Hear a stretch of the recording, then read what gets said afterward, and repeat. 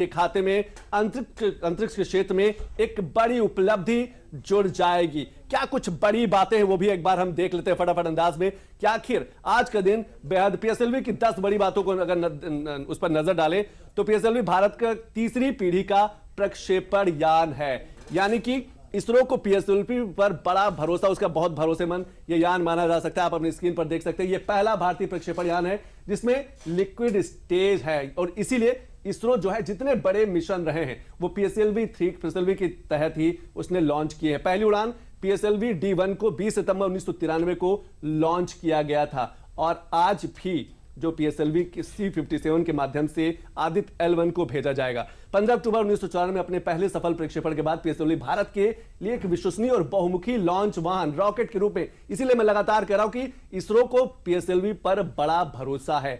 बड़े मिशन जो हैं वो पीएसएलवी के थ्रू लॉन्च किए गए हैं। पीएसएलवी ने कई भारतीय 15 फरवरी 2017 को अपनी 39वीं उड़ान में पीएसएलवी ने 104 उपग्रहों को लॉन्च कर उस समय एक विश्व रिकॉर्ड बनाया था। आप इस खबर को देखिए और इस खबर से पहले इसमें समझने की जरूरत है कि ये वही भारत है, ये वही हिंदुस्तान है जब अपने उपग्रह भेजने के लिए दूसरे देशों पर निर्भर रहता था, दूसरे देशों की मदद लेता था, लेकिन 104 उपग्रह लॉन्च करके हिंदुस्तान ने एक बड़ी उपलब्धि हासिल की। और आपको अब सीधे लिए चलते हैं इसरो, जहां पर अब से कुछ ही देर बाद आप अपनी स्क्रीन पर देख सकते हैं केंद्रीय मंत्री जितेंद्र सिंह वहां पर मौजूद हैं। देश भर के जो बड़े वैज्ञानिक हैं इस सफलता के साक्षी बनना चाहते हैं। आप अपनी स्क्रीन पर देख सकते हैं कि लगातार सबकी निगाहें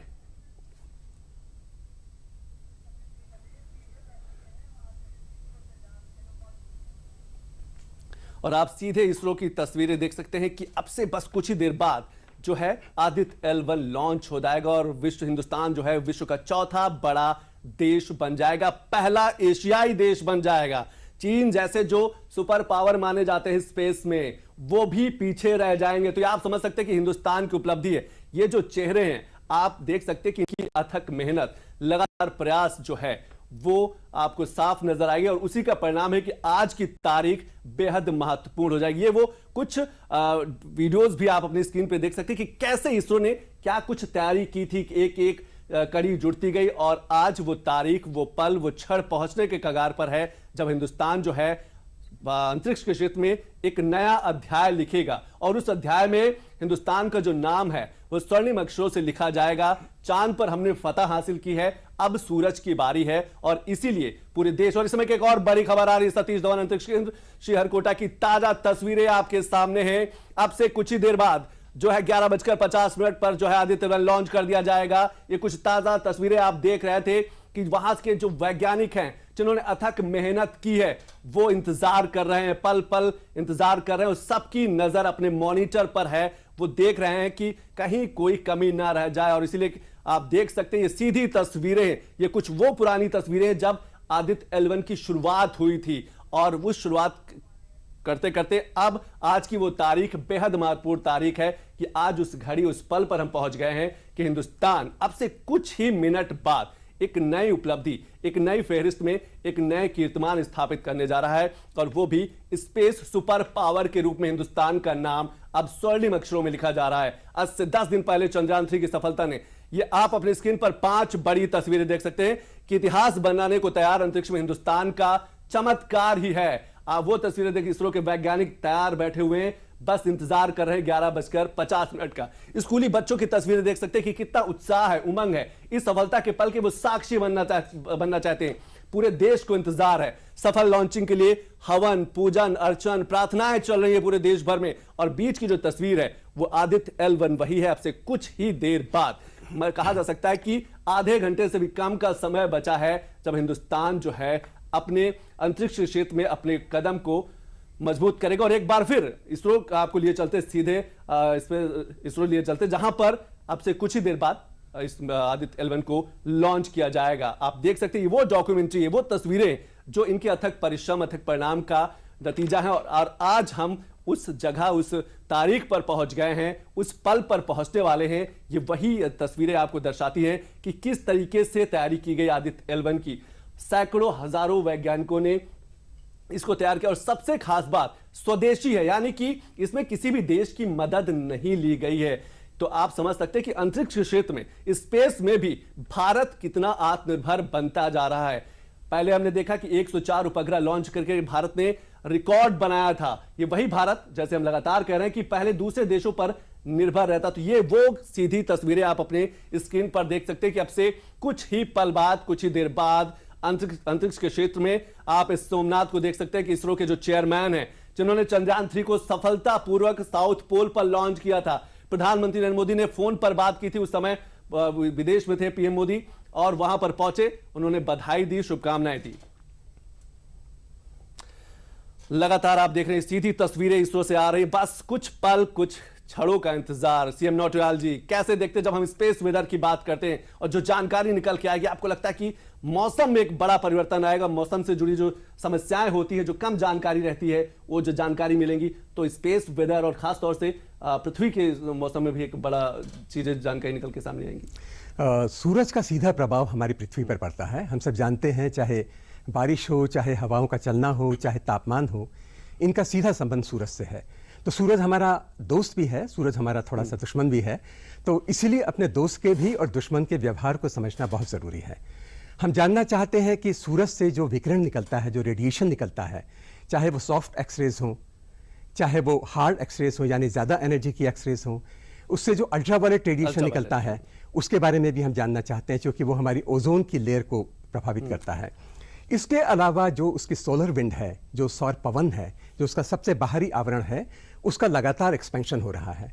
और उसके साथ में बहुत सारे पार्टिकल, इनमें प्रोटॉन भी हैं, अल्फा भी हैं, तो आयरन के ग्रुप के जो हैवी एलिमेंट्स हैं वो भी हैं, नोबल गैसेस भी हैं, ये लगातार वहाँ से बाहर निकल रही हैं। हमारा वातावरण उनमें से अधिकांश को धरती की सतह तक नहीं पहुँचने देता। उनके सिग्नेचर्स हमें चंद्रमा की चट्टानों में और चंद्रमा की मिट्टी में मिले हैं। तो हमारी जो सन की स्टडी होगी और जो हमारे चंद्रमा की जो स्टडी होगी, ये एक दूसरे को एक तरीके से कॉम्प्लीमेंट भी करेंगी, एक दूसरे को संपूरित भी करेंगी, पूरक होंगी एक दूसरे की। और जिसे आप स्पेस वेदर की जो आपने बात कही, इसमें बहुत सारी चीज़, ये सारा रेडिएशन भी उसका भाग है। जो इंफ्रारेड रेडिएशन सूरज से आता है, यानी गर्मी जो आती है, वो भी उसका भाग है। इसके अलावा क्योंकि हम पृथ्वी से काफ़ी दूर होंगे, तो वहाँ पर पृथ्वी का जो चुंबकीय क्षेत्र है, मैग्नेटिक फील्ड है, वो करीब करीब 0 होगा। तो उस जगह से हम सूरज का जो मैग्नेटिक फील्ड है और जो इंटरप्लैनेटरी मैग्नेटिक फील्ड है, उसका अध्ययन कहीं अच्छी तरह से कर पाएंगे। बिल्कुल बिल्कुल, उसका अध्ययन कहीं अच्छी तरीके से कर पाएंगे। और लगातार तस्वीरें भी आ रही है। एक बार फिर हम कुछ तस्वीरें आपको दिखाना चाहते हैं जो ये बताती हैं कि आने वाले दिनों में हिंदुस्तान जो है कितनी बड़ा कीर्तिमान इसरो ने जारी किया। PSLV सुबह 11:50 लॉन्च होगा आदित्य L1। तो लगातार वो तस्वीरें आप देख रहे हैं। इसरो ने जारी किया PSLV रॉकेट का एक वीडियो जारी किया है कि कैसे आदित्य L1 की शुरुआत हुई, कैसे वैज्ञानिकों ने काम किया, और आज का जो दिन है, जो तारीख है, यहां तक पहुंचने में वैज्ञानिकों की कितनी मेहनत रही है, कितना संघर्ष रहा।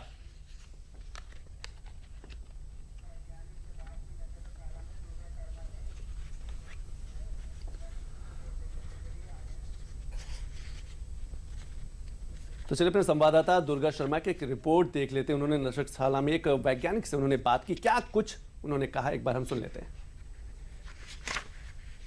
चंद्रयान 3 की सफल लैंडिंग के बाद अब भारत ने सूर्य की तरफ उड़ान भरी है और अब से कुछ ही घंटों बाद आदित्य L1 की लॉन्चिंग होगी। इस पर अधिक बातचीत के लिए हमारे साथ नक्षत्रशाला लखनऊ के वैज्ञानिक डॉक्टर सुमित श्रीवास्तव जी हैं। सुमित जी, हम सबसे पहले आपसे ये जानना चाहेंगे कि आदित्य मतलब सूर्य, L1 के क्या आशय हैं? थोड़ा सा आप इसका सरलीकरण करते हुए समझा सकें कुछ।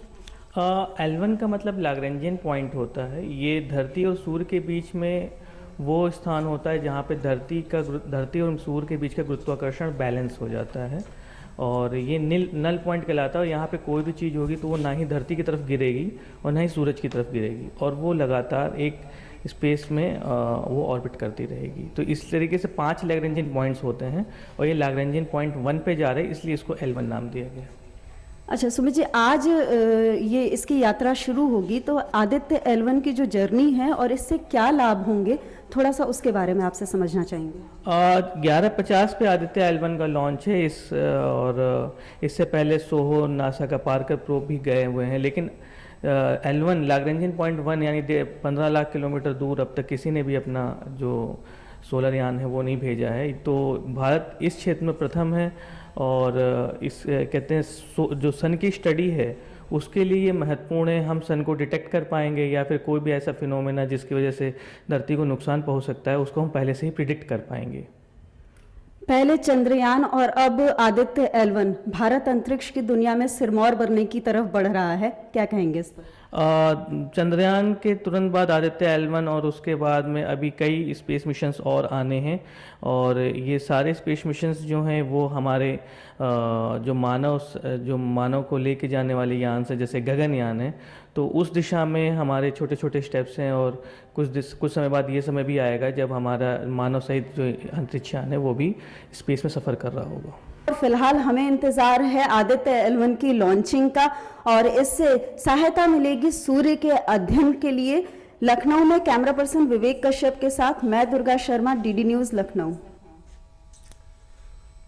तो आपने सुना कि वैज्ञानिक भी लगातार इस सफलता को लेकर उत्साहित हैं। सीएम नौटियाल जी, कहा जाता है कि सूर्य इतना बड़ा है कि लगभग 13 लाख प्लैनेट जो हैं उसमें समा सकते हैं। तो अभी बहुत कुछ जानकारी वहां से निकलनी बाकी। अभी तो एक कहा जा सकता है कि शुरुआत हुई है, एक पॉइंट पर पहुंचा है। जी, आपका कहना बिल्कुल सही है। सूरज का में जितना मास है उसकी तुलना में पृथ्वी का मास जो है या दूसरे ग्रहों का मास जो है वो बहुत कम है।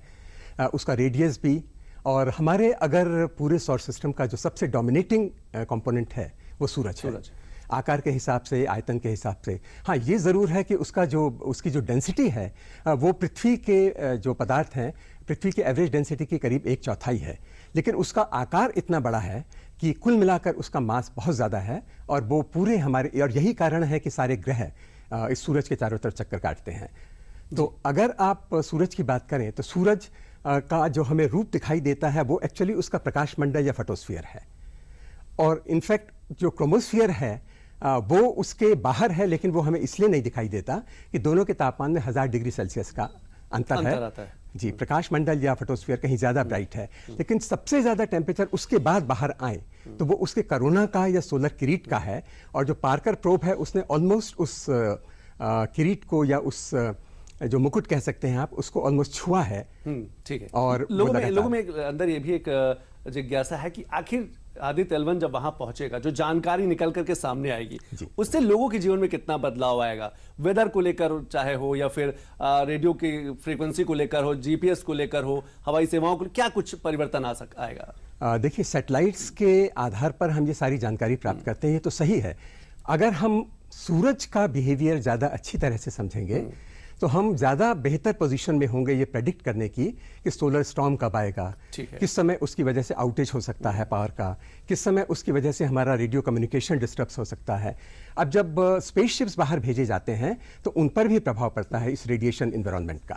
तो इन सब चीज़ों के बारे में हमें ज़्यादा अच्छी जानकारी सूरज के बारे में मिलेगी, सूरज के बिहेवियर के बारे में मिलेगी। तो जैसा मैंने कहा कि दोस्त हो या दुश्मन, उसका व्यवहार जानना बहुत जरूरी है। जो नेचुरल कैलेमिटी है, जो प्राकृतिक आपदाएं, इन पर भी कुछ प्रभाव पड़ सकता है, इनकी जानकारी पहले से मिल सकती है और बेहतर। कहा जाता है कि मौसम का और क्लाइमेट का संबंध सूरज से है। कुछ लोगों ने थ्योरी दी थी कि जो प्रेसिपिटेशन होता है या वर्षा होती है वो कितने आयंस वातावरण में है, इससे भी जुड़ा हुआ है, और सूरज के से जो रेडिएशन निकलता है उसकी वजह से आयोनाइजेशन होता है।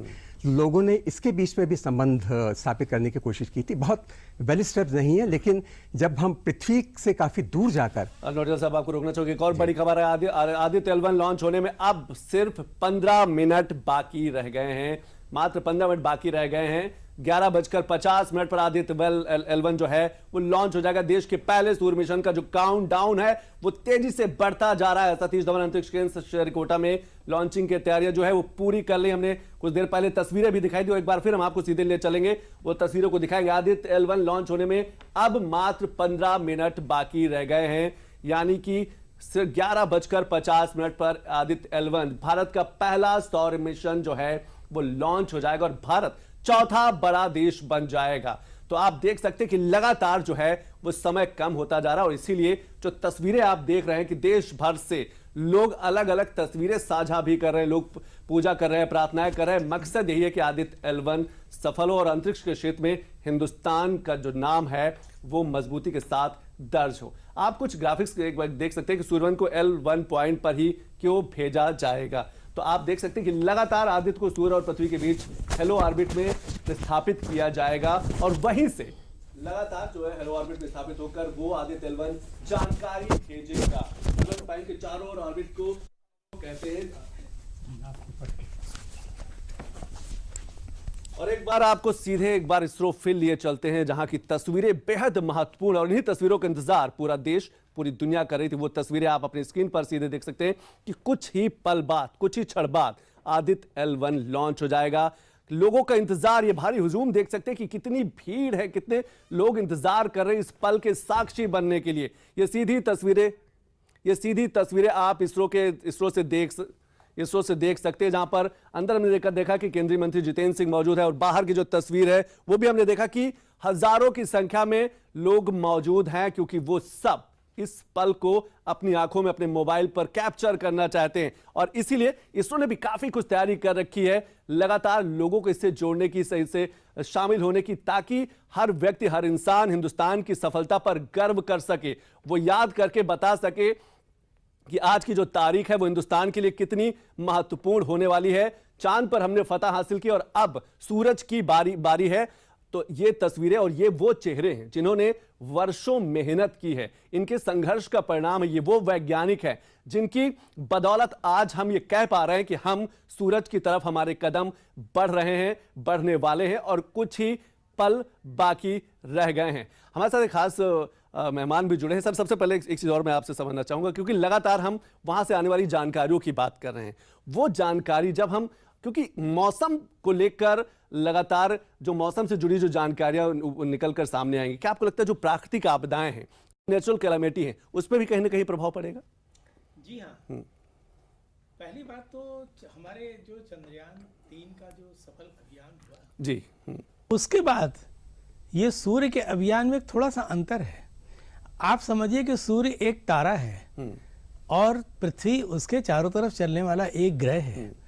तारे के अंदर अपनी ऊर्जा होती, अपनी चमक होती है और उसका अपना एनर्जी का इतना बड़ा स्टोर होता है, उसका अपना सिस्टम होता है। इसलिए सूर्य के ऊपर जो हमारी विजय है ये कुछ ज़्यादा महत्वपूर्ण है, क्योंकि इसमें हमको काफ़ी कठिनाइयों का भी सामना करना पड़ सकता है।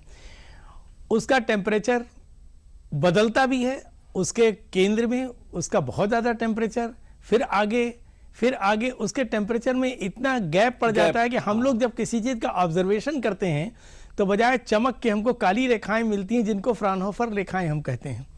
उन फ्राउनहोफर रेखाओं के कभी कभी पैटर्न बदलते हैं, जिससे हम बैठे बैठे स्वयं अपने ऑब्जर्वेशन के ऊपर अंदाज लगा पाते हैं कि सूर्य के अंदर क्या क्या परिवर्तन आ रहे होंगे। निस्संदेह सूर्य के इस परिवर्तन से धरती को तो प्रभावित होना ही होना है। यहाँ तक होना है कि हमारे सारे मौसम के साथ, ये तो आप जानते हैं कि धरती के घूमने और चलने कारण दिन रात और यहाँ तक कि पूरा वर्ष, उस सब की काउंटिंग सभी कुछ तो सूर्य के ऊपर निर्भर है। तो वो इतना आसान हमारा मिशन नहीं है, इसलिए हमारे इसरो ने ये बहुत अच्छी तरकीब निकाली है। वैज्ञानिकों को ये भी उत्साहित है, वो भी जानना चाहते हैं कि जो बाहर की परतें हैं सूरज की वो तो ज्यादा गर्म, लेकिन जैसे जैसे अंदर की परतें हैं वो बनिस्बत ठंडी हैं। क्या ये भी एक बड़ी दिलचस्प जानकारी निकल के सामने आई? मजे की बात ये है कि वो बाहर की ओर भी गर्म है और केंद्र भी गर्म है, बीच में ठंडा है, जिसके कारण उसके अंदर एब्जॉर्प्शन हो जाता है। बजाय उसमें से एमिशन, उत्सर्जन के, वहाँ पर एब्जॉर्प्शन हो जाता है, जिसके कारण कि ऐसी ऐसी रेखाएं मिलती हैं जिनके ऊपर हम केवल अंदाज लगा पाते हैं। लेकिन आज क्या हो रहा है, आज हम उसके काफ़ी नज़दीक पहुंच रहे हैं। सबसे पहले जब यहाँ से हम पार करेंगे, मैं आपको रोकना चाहूंगा, हमारी खबर आ रही है, आदित्य L1 लॉन्च होने में मात्र 10 मिनट बाकी रह गए हैं। आप देख सकते हैं, आप अपनी स्क्रीन पर देख सकते हैं कि किस तरीके से लगातार जो तस्वीर है वो बदलती जा रही है। आदित्य L1 लॉन्च होने में मात्र 10 मिनट बाकी रहे और 10 मिनट बाद जैसे 11:50 बजेगा, वैसे हिंदुस्तान जो है वो एक नया कीर्तिमान स्थापित कर लेगा अंतरिक्ष के क्षेत्र में। और अंतरिक्ष के क्षेत्र में हिंदुस्तान 2014 के बाद से देखा जा रहा है कि लगातार मजबूती के साथ वो आगे बढ़ता जा रहा है। बहुत कठिन है डगर सूरज की यात्रा की शुरुआत लोअर अर्थ ऑर्बिट से करेगा, यानी कि धीरे धीरे जो है आदित्य L1 जो है धीरे धीरे आगे बढ़ेगा और फिर पृथ्वी की कक्षा को जब छोड़ेगा। यात्रा की शुरुआत आप देख सकते हैं कि किस तरीके से जो आदित्य L1 है वो बढ़ेगा। 3 या 4 ऑर्बिट के चक्कर लगाने के बाद धरती के गुरुत्वाकर्षण से क्षेत्र से बाहर हो जाएगा, जो मैग्नेटिक पावर है उससे बाहर हो जाएगा। और ये 5वां बड़ा मिशन होगा इसरो का, जो धरती की कक्षा से बाहर जा रहा है। हमने मंगलयान देखा, चंद्रयान 1, 2 और 3 देखा, और ये जो है आदित्य L1। इसके बाद क्रूज फेज आएगा जो लंबा चलेगा, जहां पर वो उसके सर्किल में राउंड करेगा। तो आप देख सकते हैं, अपनी स्क्रीन पर समझने की कोशिश कर सकते हैं। और ये सीधी तस्वीरें आप इसरो की देख रहे हैं, जहां पर सबको बस इंतजार है 11:50 का। 10 मिनट से भी कम समय रह गया है। और सिर्फ इसरो नहीं, इसरो के अंदर बैठे जो सैकड़ों वैज्ञानिक है, इसके बाहर इसरो के आसपास जो हैं, आपने अभी तस्वीरें देखी थी